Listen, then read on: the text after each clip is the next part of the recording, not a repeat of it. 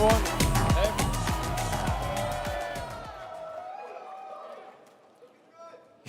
All right, welcome to Sparks, Nevada, site of the Tesla Gigafactory and our Tesla SemiTruck factory as well. So, yeah, I can't believe it's been 5 years. We unveiled the Tesla Semi 5 years ago. It's been a lot that's happened since then, to say the least. But we're incredibly excited tonight to actually deliver our first production Tesla semi-trucks.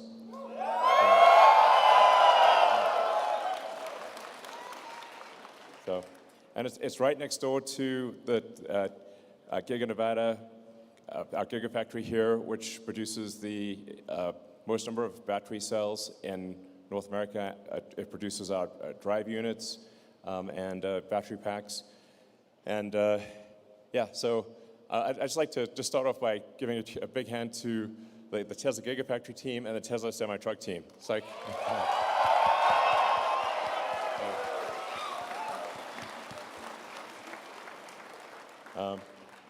and I think you've had a chance to tour the production line. So, cool, right? Yeah, we're looking forward to actually delivering our first production trucks to PepsiCo. So this is going to be fantastic. Yeah, and also a huge thank you to all of our other customers. I mean, a lot's happened in the last 5 years, and our customers have been super loyal and supportive and stuck with us and been a huge part of our development, and we're excited to show everything that we've been doing off to everybody tonight. Yep. Great, so let's get started. Yeah, so, yeah, sorry for the delay.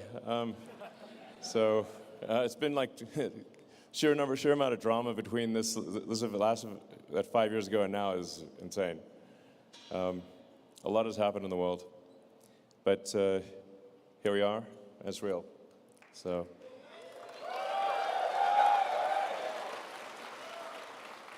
Yeah, we threw a great party a few years back, and trying to do a similar thing here tonight.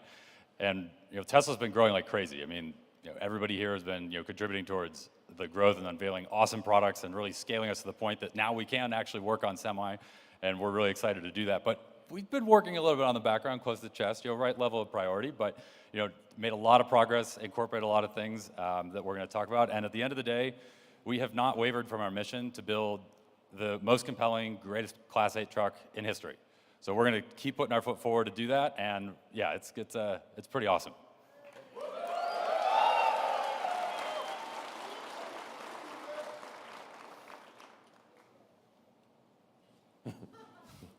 So people might wonder why build a semi-truck?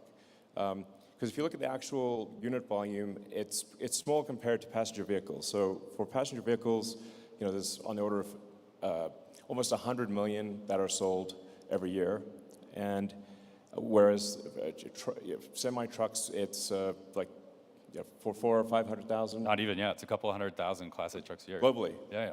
Or no, sorry, that's US. Yeah. So in the U.S. there's call it like 15 million passenger vehicles and a couple 100,000 semi-trucks. So it seems like a small percentage, but it's actually 20% of U.S. vehicle emissions because you've got a huge vehicle and it's being driven all the time. So when you factor in the number of hours driven and the weight that it's carrying, it's actually, although it's only 1% of vehicle production, it's 20% of vehicle emissions. And it's over a third of all the particulate emissions. So from a sort of health standpoint, particularly in like cities, this is a huge impact, like it's gigantic. So that's why we're doing it, So, yeah.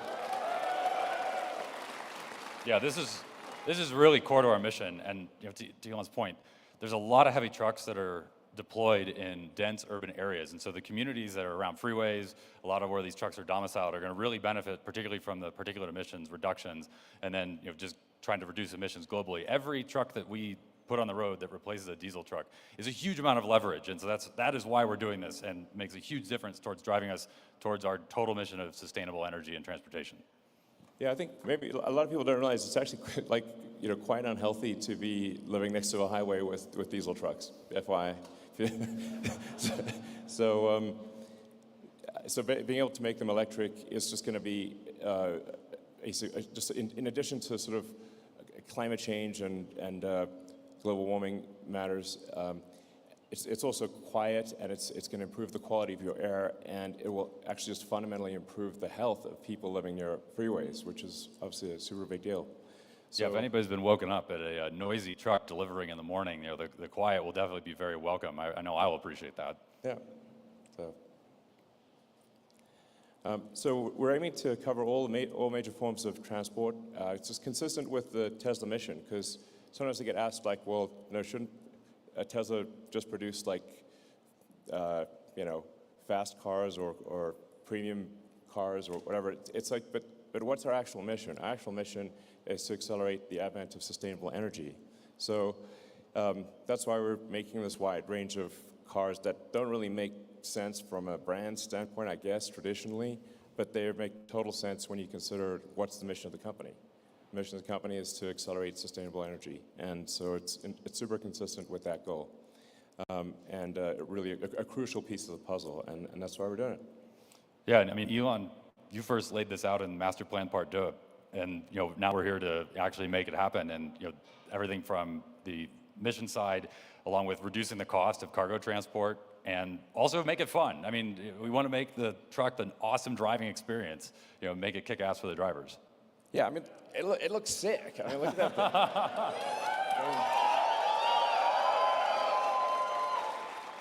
I mean, you want to drive that. I mean, that thing looks like it came from the future. It drives like it's like driving a Tesla, literally. It's fun. It looks awesome. And there's actually a big shortage of drivers, and so if you're a truck driver and you want the most badass rig on the road, this is it.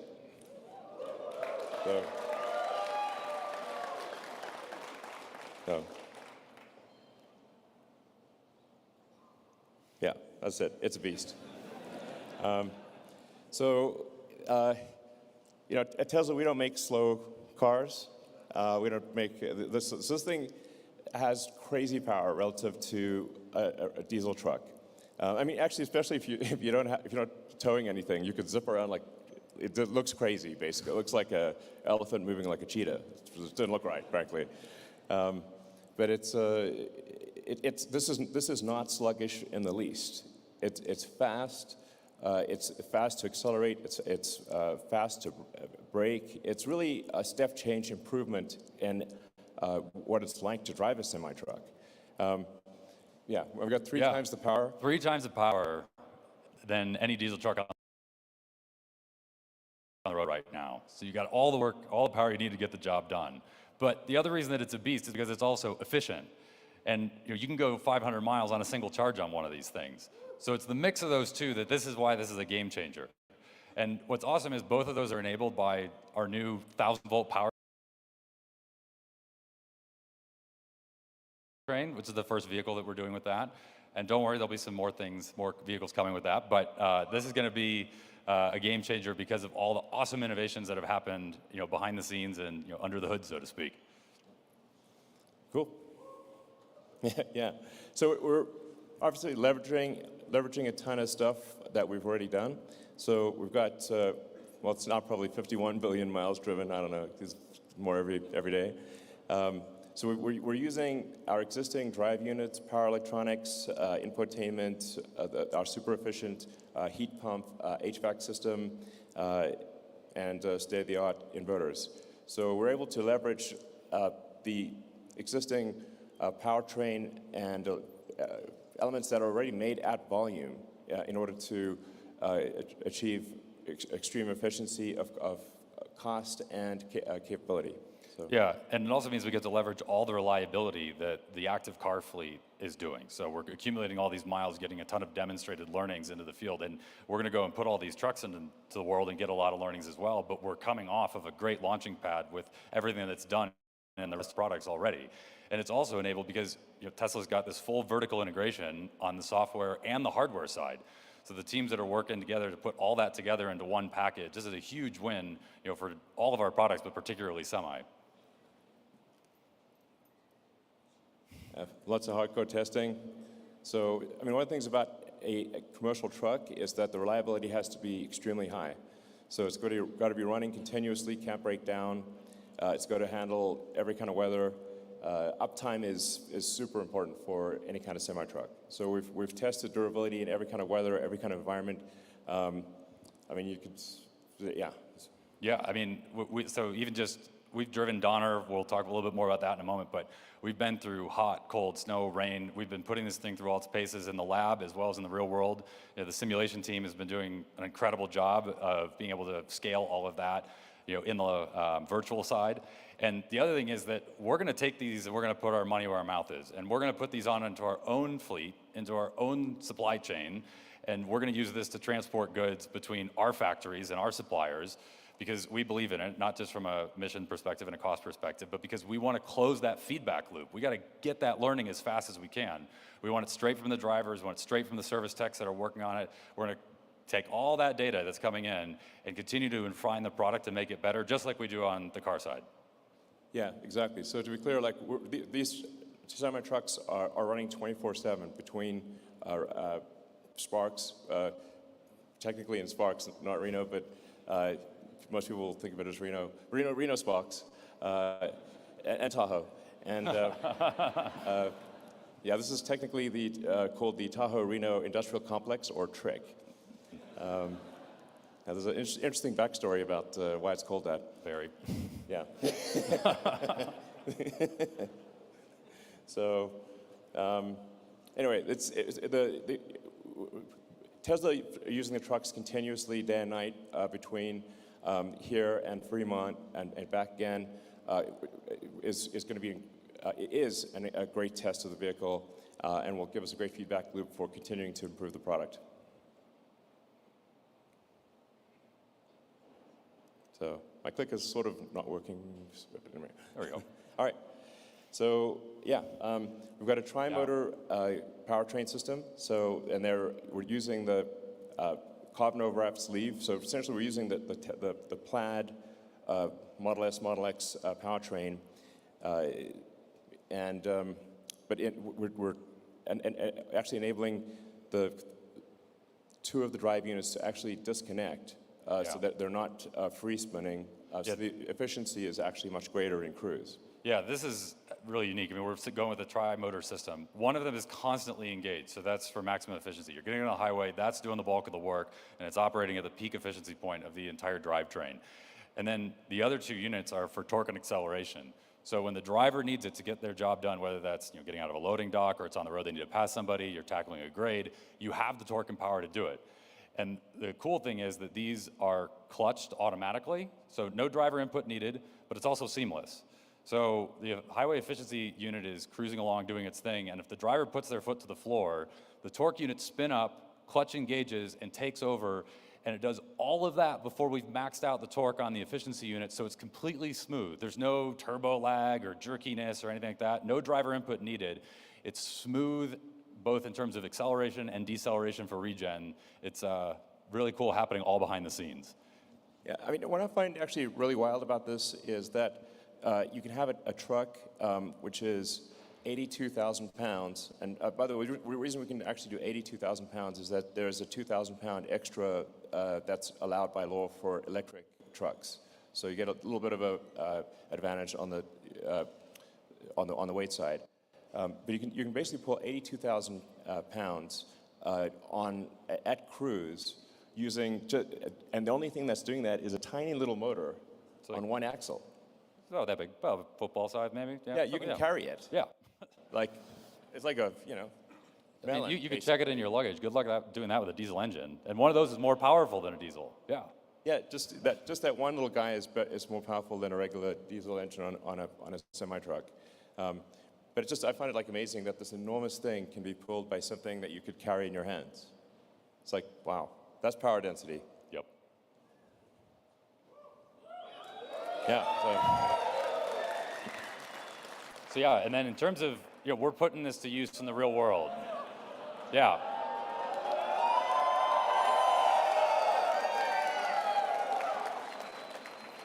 So that truck's clocking it at 82. That's weighing 82,000 pounds. And when you see that pass shot again, you'll notice You'll notice that speedometer is climbing. We're going 6% and accelerating up that grade. Yeah. This is where it comes in.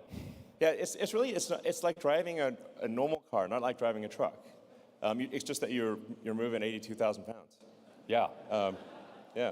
So any highway grade you come across, you can tackle at speed. Yeah. There's no compromise. No slowdown. Nope. And the other beauty is that you've got all this power going up, but you also have it going down. And what that means is you've got regenerative braking. So rather than using a Jake brake or engine braking like a diesel truck does, where you have to worry about hitting your shifts. If you miss a gear, you're onto your brakes and potentially in a runaway situation. You don't have to worry about any of that. There's no shifting, no nothing. And so the regen recaptures all that energy as you're going down these grades. But on top of it, it also is a safer system for not just the driver, but everybody on the road, because there's no gear to miss. Yeah. I mean, it's worth reemphasizing that point. Because it's an electric drivetrain, when it goes downhill, or when you slow down, it recaptures the energy of motion or the energy of height. The potential and kinetic energy are largely recaptured, whereas for a diesel truck, that's not possible. You can't just create diesel, so you just end up heating brakes, and then your brakes overheat, and you can't use them, and then it's pretty dangerous because the brakes stop working. Yeah, that's why you have runaway truck ramps. Yeah. Yeah. And it's funny because, if for any of you that have ever driven I-80 and driven Donner, there's a mandatory brake check stop for trucks down by Emigrant Gap. We've done this, and it's really funny because we'll go over the grade, we'll come down, and we just kind of pull to the side, and we're like, well, there's nothing to check. We've never used the things, and we just keep driving. Yeah. Yeah. And we get to the bottom of the hill, we have cold brakes. Yeah. That's like mind-blowing in the trucking world. So it's like insane, basically.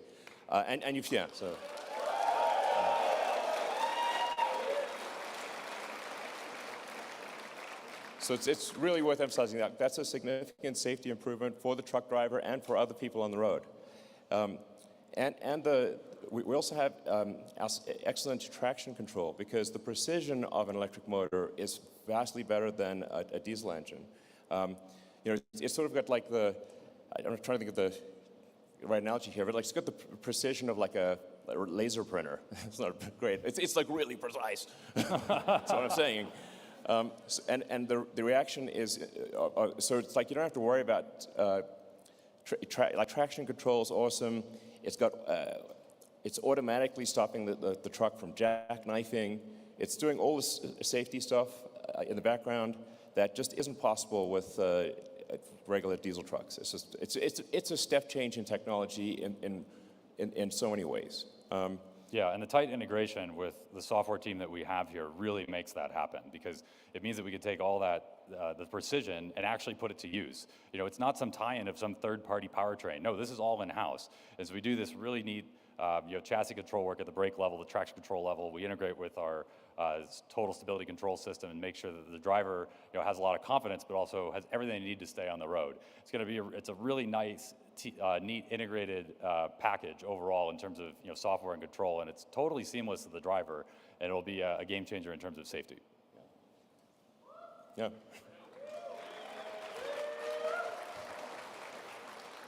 So we talk power. You want to talk efficiency? Yeah, absolutely. So some people out there say it can't be done. I don't know who might say that, but I've heard rumors. So we just did it. Yeah.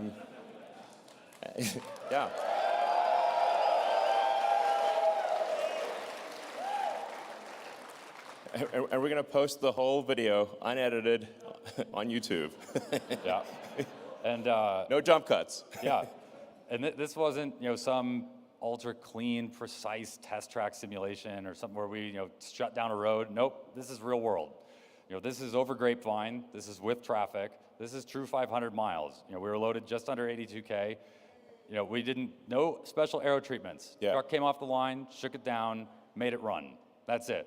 Yeah, there was like no fast moves here. Nope. So to be clear, it's not like, what tricks did they pull? Were there actually a whole bunch of tricks we could have pulled and didn't? Like as Dan said, like no special aero treatment. Oh, and by the way, we should mention there was no charging. Like we charged the truck. Yeah, we didn't stop to charge. Single driver. One charge. Exactly. Yeah. Good point. So minor detail. Yeah. So it's not like 500 miles like with no load, with special aero and special everything. It's like fully loaded, going from the Bay Area. We actually had to like go a bit north to get to actually add to get to 500 miles because you can LA to the Bay Area is less than that. Well, we went all the way to San Diego here, so we great. we stretched out on the southern end, and I mean, do you want to see them on the video? I mean, Yeah. we have the proof. Absolutely. So it's only 8 hours long. So Yeah, buckle in. Don't worry, we brought lots of snacks. yeah. But yeah, standard trip. Down the 5, up Grapevine, through LA, traffic, construction. We got the bypass on the way station, but running full 80 or just under 82, full deliveries, nothing to hide. Yeah. So. Yeah. Real world. It's yeah. He did take one restroom break for. There is a required mandatory 30-minute break within the first 8 hours of operation. Okay. Took a small restroom break, but that was it. Yep. All right. Cool.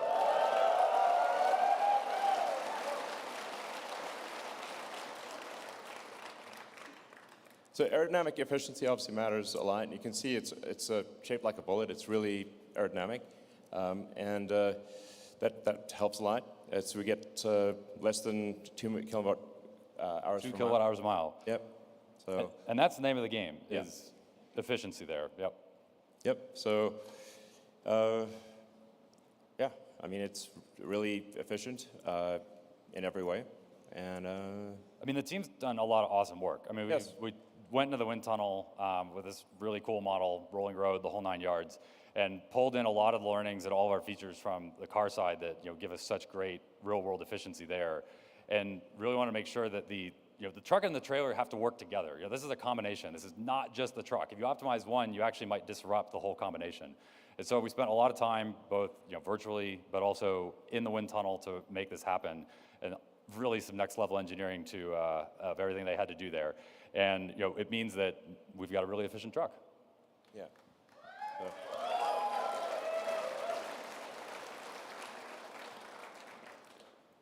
As I said, it's as easy to drive as a Model 3. So it's like with basically no training, you can drive this. You have to think bigger when you're driving it. But it's not it's not hard to drive. It's really easy. And we put the seat in the center for max visibility. Low floor. You can stand up in the cabin. Yeah, and that's actually like a really big deal. I mean, you're a tall guy, Elon. Yeah. You're able to stand up just fine. And nice thing is that if you're a truck driver and you're out during the day and it's cold, it's snowy, whatever, you can get in and this isn't a sleeper cab. This is a day cab. You can still stand up and you can shed your jacket, put it on the wall, all in the comfort. You can put your coveralls on while in the cab. So if you have to go do a dirty job, you can do that comfortably as opposed to being out in the elements. So that's that level of space is unheard of. And we were able to do that with some pretty innovative packaging. And on top of it, there's plenty of cargo storage, for drivers that need to bring any tools, other equipment along. And not to mention, we've got the plugins, the wireless charging, everything they need on the electronic side as well. Yep.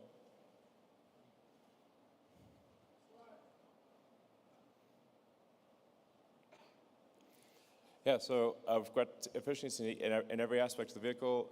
We've got one-touch suspension dump, so it's very easy to attach to the trailer.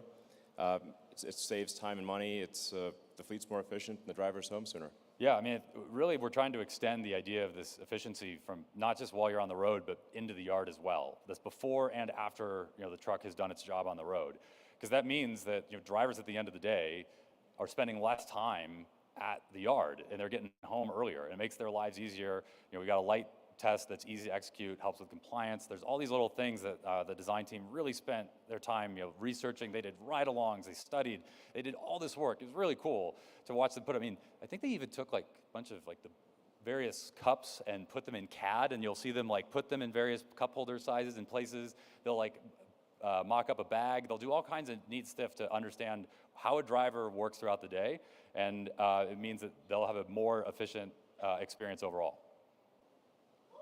Yeah. Great.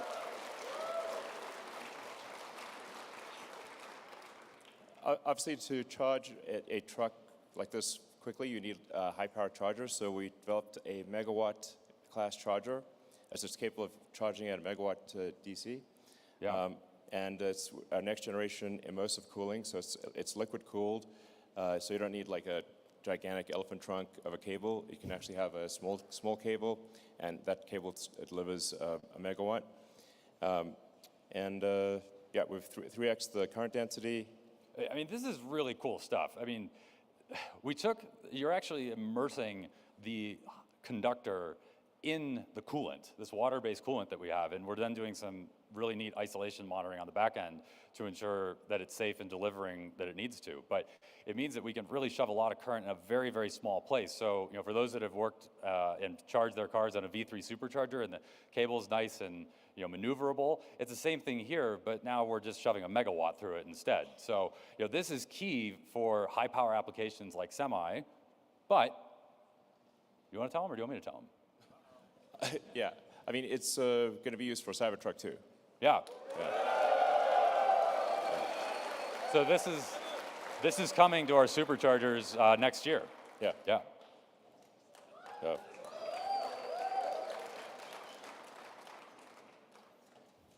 So the future of transport obviously requires a sustainable energy infrastructure. So you got to have all aspects of the energy question answered. Sustainable power generation, then you've got to store the power, and then you transfer the power to the vehicle. So the three pillars of a sustainable energy future are sustainable power generation with solar and wind. I'm actually a fan of nuclear,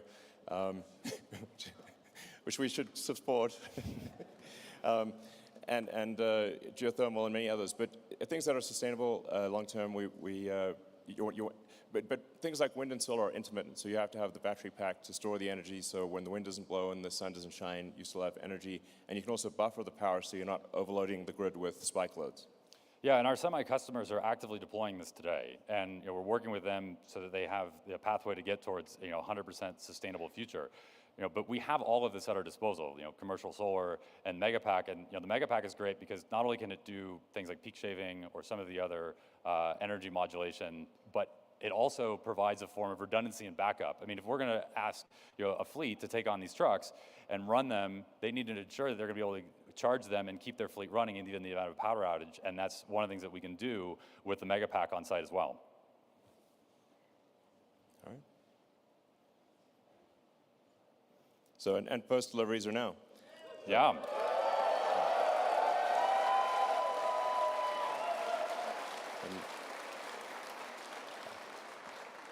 So we'd just like to thank PepsiCo.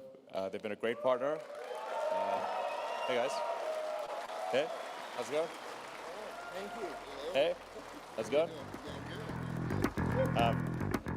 So yeah, we completed our first cargo run with a very enormous amount of Frito-Lays, which I'm sure we have a lot of them here.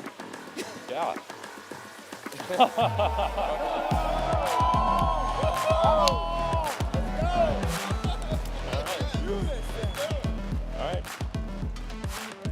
And yesterday, we were actually able to complete our first delivery, compliments of Frito-Lay. We took a truck down to their Modesto factory from here, and one of their drivers, we delivered the truck, they took it over, and they brought back a load of snacks for everybody here to enjoy tonight. Yep. So, big thanks to Kirk and Steven. Yeah. Do you guys want to say anything? Yes. Okay. All right. Look, nothing like this happens without amazing people. And so I just want to thank the people that spent countless hours to make this a reality. That's it. The people.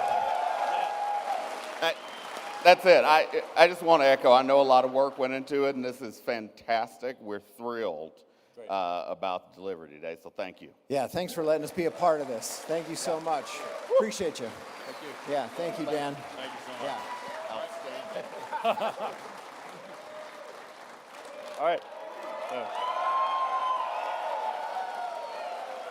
All right. So, yeah.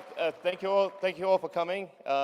It's been a long journey, a long 5 years. But this is going to really revolutionize the roads, and I think make the world a better place in a meaningful way. So, thank you for your support through all the years.